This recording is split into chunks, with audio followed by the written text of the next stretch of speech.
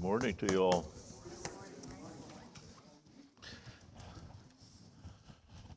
So, if you would join me, please, in Genesis chapter 36 this morning. Genesis chapter 36.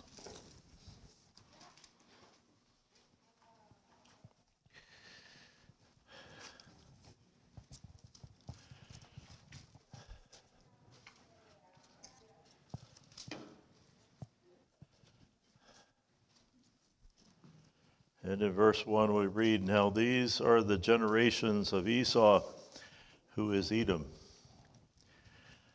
Well, we come to one of those chapters in the Bible we would just like to skip over because they're a long, boring list of names, most of which we can't pronounce. But God chose to have this list included.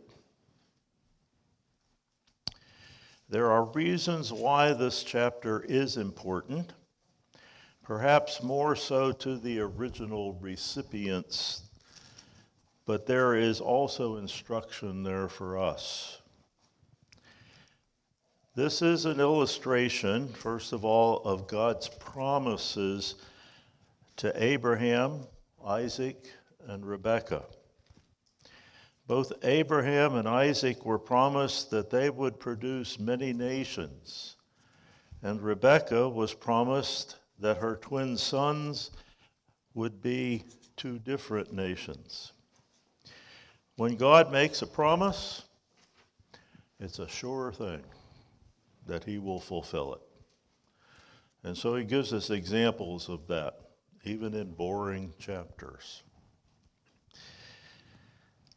Also, the country of Edom will play a continuing part in the history of the nation of Israel. Remember, this book is being written just prior to Israel entering the Promised Land. And one of the first nations they will encounter is Edom. And they need to know why they will treat Edom with respect as they pass by them. Then we read in verses 2 and 3, Esau took his wives of the daughters of Canaan, Adah, daughter of Elon the Hittite, and Aholibamah,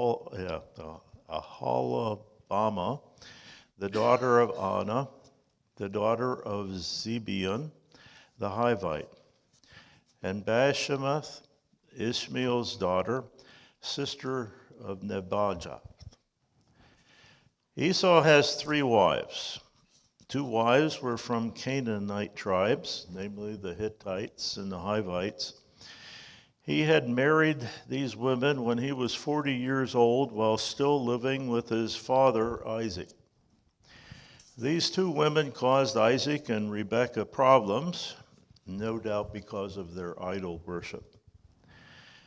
Some explanation is needed to reconcile the names recorded here and those that are recorded back in Genesis 26.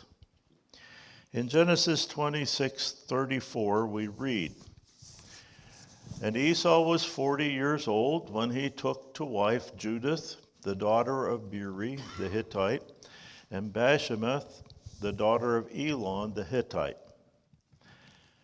People of the time recorded here often had more than one name, and their names might change throughout their lifetimes based on some important events or accomplishments. Remember, Abram was changed to Abraham, and Jacob, we've just seen, was changed to Israel.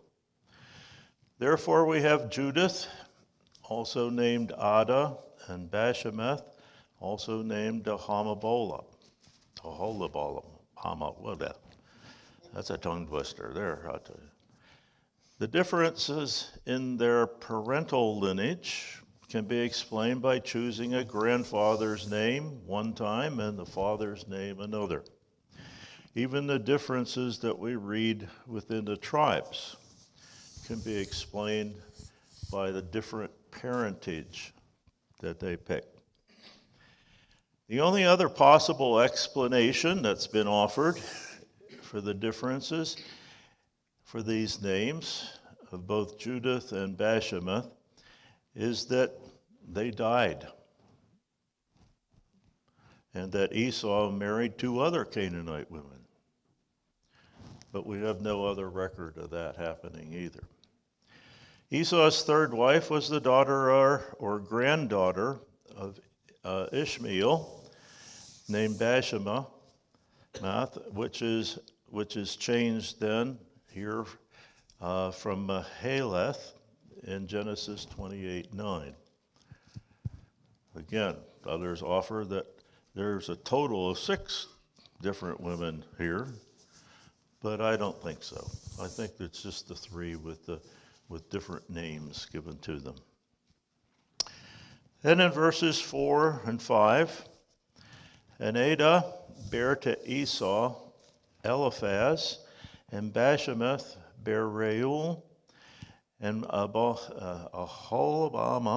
bare Jeush, and Jaalam, and Korah.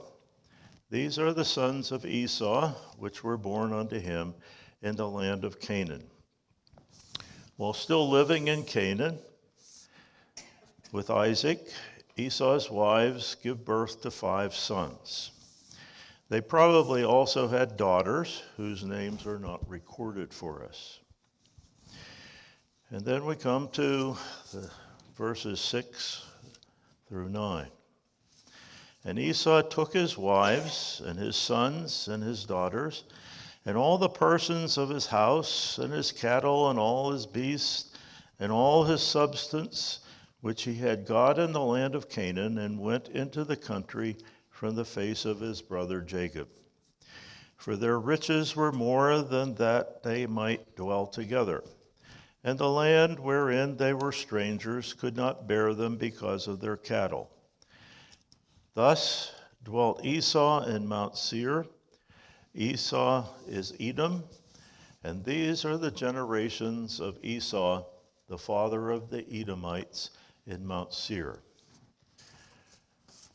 Sometime prior to Jacob's return from Haran, Isaac had given Esau his 1/3 share of the inheritance, and Esau had moved his family to Mount Seir. He remains there because with Jacob's return, there's not enough pasture land to support all the animals that they both have. And this was God's doing, to provide spiritual separation to protect Jacob's family. I'm not going to embarrass myself by trying to pronounce all these names of Esau's sons and progeny. I will make mention of some of them in the list, however. And the first ones here are in verses 10 and 11. These are the names of Esau's sons: Eliphaz, the son of Adah, the wife of Esau; Reuel, the son of Bashemath, the wife of Esau. And the sons of Eliphaz were Teman, Omar, Zepho, and Gatam, and Kenaz. Eliphaz here is most likely the same Eliphaz that came to counsel with Job. The reason for that is that he was called the Temanite in Job. And please note here that one of his sons was named Teman and would have produced an area where people came from. Kenaz may also be the progenitor of a group called the Kenazites, which will play a part later in the Exodus.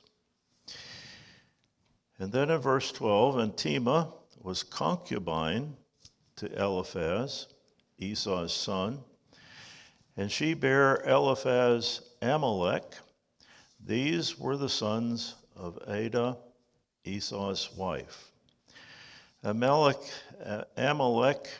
is very likely here the progenitor of the Amalekites that troubled Israel on their wilderness wanderings. There is another group called the Amalekites listed in the descendants of Ham. So we cannot be absolutely sure on this particular statement. But they appear to be living in a different area than the Amalekites that Israel had great problems with. Well, now we're going to skip down to verse 19. I'm saving myself the embarrassment here. You need to scan down through there, though. Let me draw your attention to a word that keeps repeating itself down through those verses. Do you see it? What is it? Duke. Duke Brown. That would be, that's dog. Never mind. Huh? That's Amy's dog. Oh. Okay. Yeah, you see the word Duke continually showing up here. The term Duke, as it's used here, is the idea of a chieftain.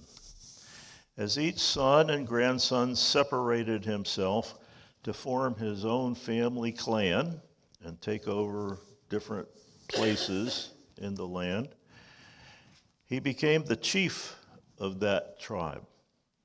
And each successive generations would have their own chieftain then.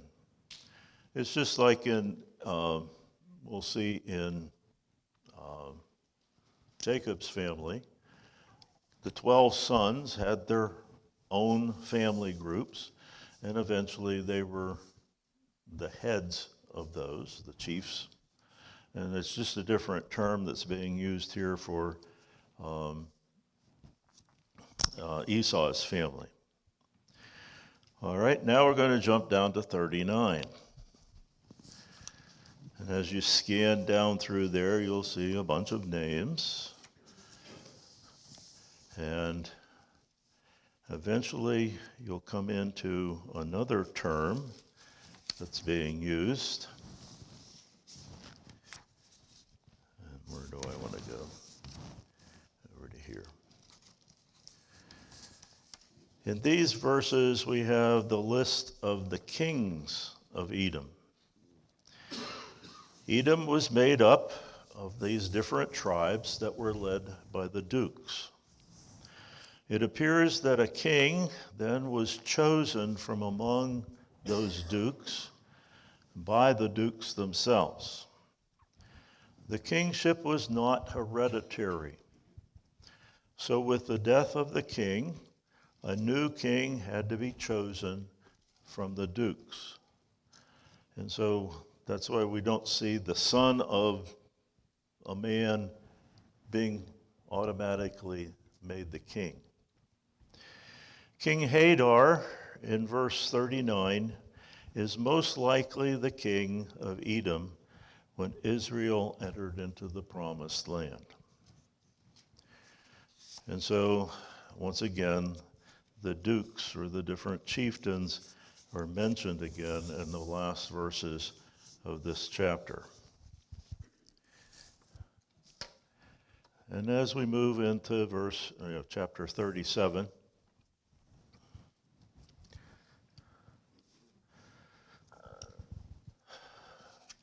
there's a famous song that comes from the show Annie. It says, "It's a hard knock life we live." And that's exactly what Jacob has, is a hard knock life. Isaac seems to have had the easiest of the lives, and Abraham, though troubled in some things, didn't seem to be quite as rough as Jacob. And so as we continue, we see more of those hard knocks that Jacob had to take. We left them with the death of Deborah. We left them with the death of Rachel. And so we come now to this chapter. And it says, "And Jacob dwelt in the land wherein his father was a stranger, in the land of Canaan." So we now return here to Jacob, who has settled in the area of Hebron. He has taken over from his father Isaac and is allowing his sons to care for the flocks and the herds that they have. The remainder of the story will concentrate on the sons and their actions. In particular, we will follow the life of Joseph. These are the generations of Jacob. That verse there, that section or statement there, probably best follows chapter 35, where we had just seen the list of the brothers that were the sons that Jacob had. Then we turn to Joseph. Joseph, being 17 years old, was feeding the flock with his brethren. And the lad was with the sons of Bilhah and with the sons of Zilpah, his father's wives. And Joseph brought unto his father their evil report. The family has been back in the promised land for almost 17 years. While Jacob remains in Hebron, the flocks need to be moved constantly to new fields. The reason being that the sheep, they eat the grass right down to the very roots and kill it. And so they have to keep them moving to different places. So as Jacob here remains in Hebron, the other brothers have taken certain flocks out. And so Joseph is sent along with Dan, Naphtali, Gad, and Asher to take care of a certain group of sheep. And when they return to Hebron, Joseph reports to Jacob that the other four brothers were not doing a very good job of watching over the sheep. Now Israel loved Joseph more than all his children, because he was the son of his old age, and he made him a coat of many colors. Israel has placed greater affection on Joseph than any of his other sons. Reason being, Jacob was 91 when Joseph was born to his favorite wife, Rachel. Joseph received more of Jacob's attention and probably instruction because of this. From what we see in Joseph's following life, he most likely was exhibiting greater wisdom, especially in his relationship to God. That's why I think that Jacob probably gave him greater instruction, especially in the things of God.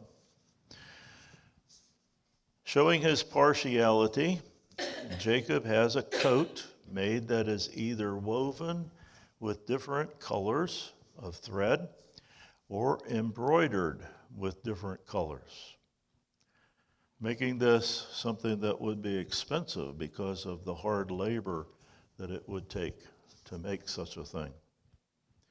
And this sets Joseph off from the brothers who would have only plain clothing to wear. And when his brethren saw that their father loved him more than all his brethren, they hated him and could not speak peaceably unto him. People generally don't like others who are different and especially favored more than they are. The hatred of the brothers extends all the way to the point that they can't even talk reasonably to Joseph without starting an argument. I don't know if you've ever been in a family setting where that's true. I've seen a couple. They just couldn't talk with each other without shouting and some argument starting with them. So it's not very peaceful. in Jacob's family. And then in verse 5, we read, "And Joseph dreamed a dream, and he told it his brethren, and they hated him yet the more. And he said unto them, Hear, I pray you, this dream which I have dreamed. For behold, we were binding sheaves in the field, and lo, my sheaf arose, and also stood upright. And behold, your sheaves stood around about, and made obeisance to my sheaf. And his brethren said to him, Shalt thou indeed reign over us? Or shalt thou indeed have dominion over us? And they hated him yet the more for his dreams and for his words." The brothers immediately see the surface interpretation of this dream, that Joseph will rule over them, and their hatred is increased. If this was just a personal dream of Joseph, we could blame him for exacerbating the anger and hatred of his brothers. But this is a dream from God, and it is God working out his plan to save the family at a later date. He's preparing the brothers to do what needs to be done, even though they don't understand it yet. I want you to observe that throughout the rest of this chapter. This is God's hand. We often don't see that or understand that as we go through our own lives. And yet, when we look back, we can see that even the things that were bad for us were actually God working, as he says, good to them that love him. And so this is what's happening as we continue here. And he dreamed a second dream, or another dream, and told it his brethren, and said, Behold, I have dreamed a dream more. And behold, the sun and the moon and the 11 stars made obeisance to me. And he told it to his father and to his brethren, and his father rebuked him and said unto him, What is this dream that thou hast dreamed? Shall I and thy mother and thy brethren indeed come to bow down ourselves to thee to the earth? And his brethren envied him, but his father observed the saying. God gives Joseph another dream to push forward his plan for the family. Again, the surface meaning is very clear to the brothers and also to Jacob, but they cannot see themselves being subservient to Joseph in any way. And the brothers' hatred is increased. But Jacob makes special note of this dream, and he will see its fulfillment. It reminds me of those words, and Mary took these things to heart and pondered the sayings that were made to her. And just like Joseph, she saw the fulfillment of those things. And his brethren, in verse 12, went to feed their father's flock in Shechem. The 10 older brothers had taken the sheep 50 miles eastward from Hebron to the area of Shechem to find new pasture. And Israel said unto Joseph, Do not thy brethren feed the flock in Shechem? Come, and I will send thee unto them. And he said to him, Here am I. And he said to him, Go, I pray thee, see whether it be well with thy brethren, and well with the flocks, and bring me word again. So he sent him out of the vale of Hebron, and he came to Shechem. The brothers apparently have been gone longer than Jacob thought it was reasonable. He wants to know what's taking so long. So he sends Joseph to go and find out how everything is, and then come back and make a report to him. So Joseph starts his trip from Hebron to Shechem. And when he gets there, and a certain man found him, and behold, he was wandering in the field, and the man asked him, saying, "What seekest thou?" When Joseph gets to Shechem, he cannot find his brothers.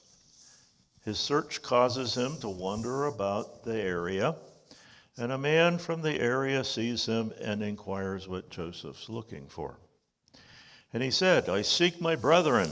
Tell me, I pray thee, where they feed their flocks." And the man said, "They are departed hence, for I heard them say, Let us go to Dothan." And Joseph went after his brothers and found them in Dothan. When Joseph tells the man who he's seeking, the man informs him that the brothers had moved 15 miles north to Dothan. So Joseph goes to Dothan and finds his brothers there.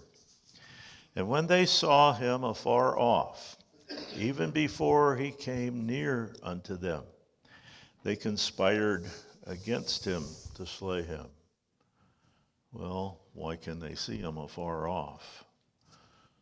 He's got something that sets him apart, right? Hatred leads to murder. The brothers' hearts have been so conditioned by their hatred that when the opportunity presents itself, they conspire together to kill Joseph. They're far away from Jacob. There's no one to witness the crime, and they can hide the evidence. And they said one to another, "Behold, this dreamer cometh. Come now, therefore, and let us slay him and cast him into some pit. And we will say, Some evil beast hath devoured him, and we shall see what will become of his dreams." Their murderous plot is set. They will kill him and bury him in a pit. They devise the perfect explanation. Wandering alone is fraught with numerous dangers. The land has many large wild animals capable of killing a human, such as lions and bears. The brothers will use this to explain Joseph's death. Their goal is to remove any possibility that Joseph's dreams could come true. And Reuben heard it, and he delivered him out of their hands and said, "Let us not kill him." And Reuben said unto them, "Shed no blood, but cast him into this pit that is in the wilderness, and lay no hand upon him, that he might rid him out of their hands to deliver them to his father again." Reuben seems to be the only reasonable brother. He has his own plan, no doubt to get back into Jacob's favor that he has lost when he lay with Bilhah. He tells the brothers not to kill him, so they don't have blood on their hands, but just to put him in a pit and let happen what will happen. His plan is to sneak back later and rescue Joseph and take him back to Jacob safely. And it came to pass, when Joseph was come unto his brethren, that they stripped Joseph out of his coat of many colors that was on him. And they took him and cast him into a pit, and the pit was empty. There was no water in it. The brothers follow Reuben's advice. They take Joseph's coat from him, and they put him into a dry pit. This was probably Reuben's doing, making sure that he wasn't going to drown immediately in that pit. And so there was protection on Joseph, even in the fact of where they placed him. And they sat down to eat bread, and they lifted up their eyes and looked, and behold, a company of Ishmaelites came from Gilead with their camels bearing spicery and balm and myrrh, and going to carrying it down to Egypt. Reuben has gone away from the group. The brothers' hearts are desperately wicked, for they now, without a thought of mercy, sit down and eat. God's plan is in progress. There are cousins, namely the Ishmaelites, who just happen to be traveling past the spot where the pit is located, because they're traders in spices and are on their way to Egypt. The trade route passed through this area. They would have taken the northern roundabout route over into the eastern lands to buy their spices and then start on their way back. They even stopped in Gilead. Did that ring anything to you? The balm of Gilead. They'd even stopped in Gilead and picked up some balm to take along with them down to Egypt. And Judah said unto his brethren, what profit is it if we slay our brother and conceal his blood?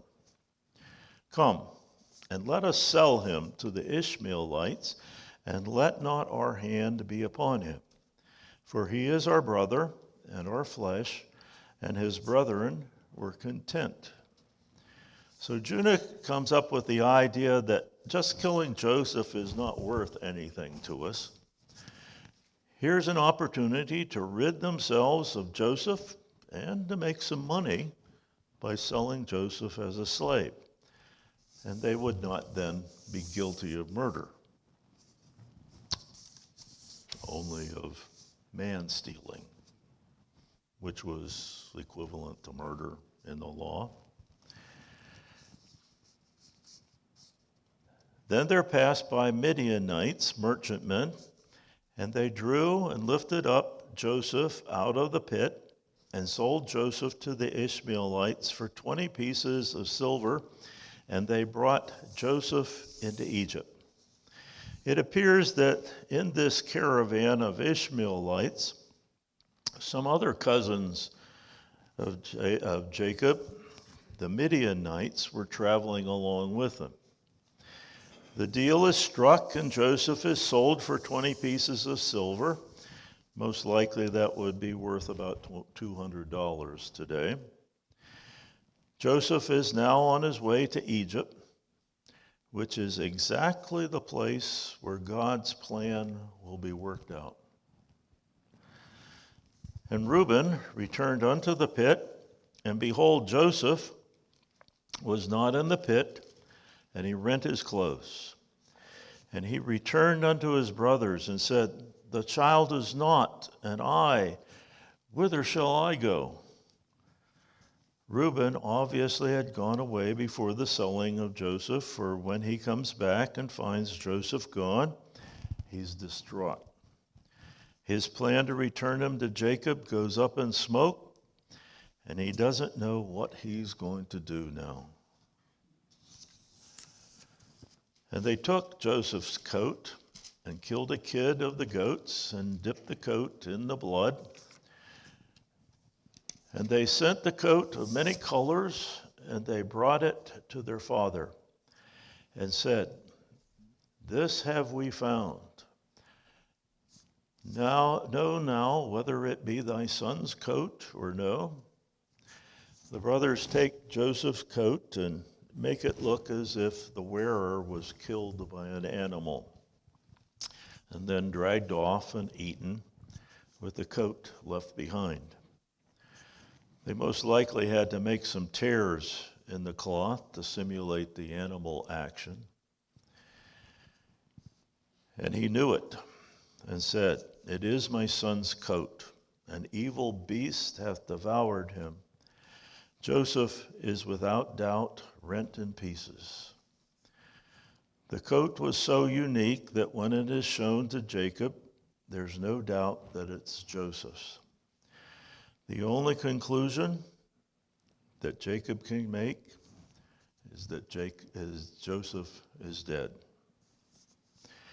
And Jacob rent his clothes and put sackcloth upon his loins and mourned for his son many days.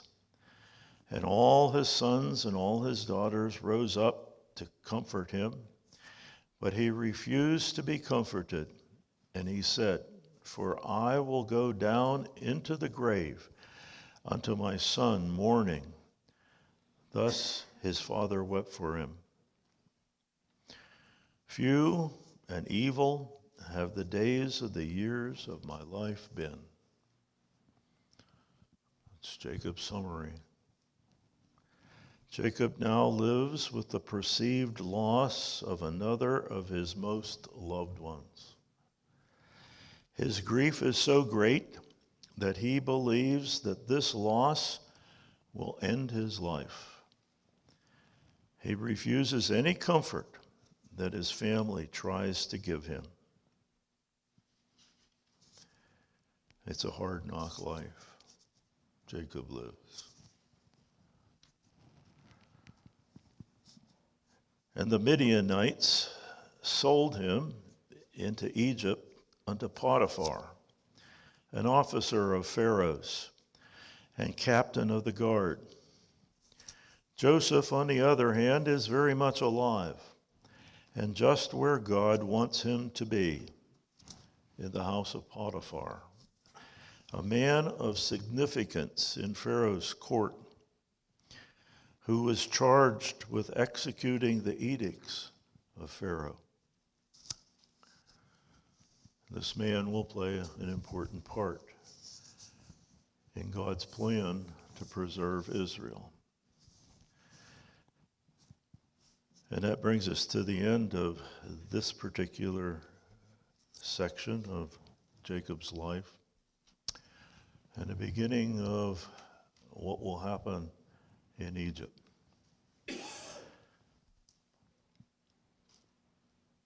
So do you see God's hand working in even the evil, the bad that's occurring?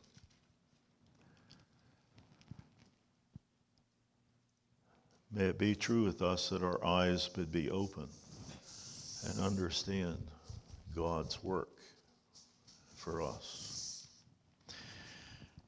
Our gracious Father, you have drawn us, chosen us, placed us in a position, and even though evil days come upon us, yet we know for sure that your hand is upon us, guiding and protecting in all that we have to go through. And we look forward to the day that we would have that great reunion with you. And so we ask your guidance and blessing upon us today as we worship you. And we ask this for the blessing of your Son, Jesus Christ. Amen.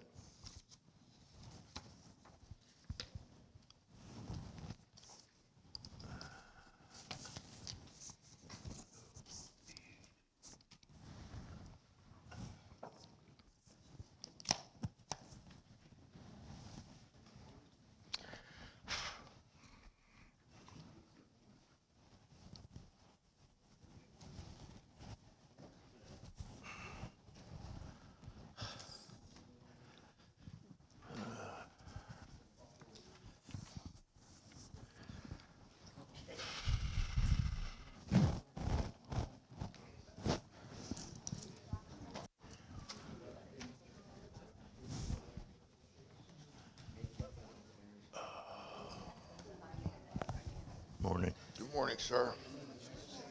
Oh, yes. I like that.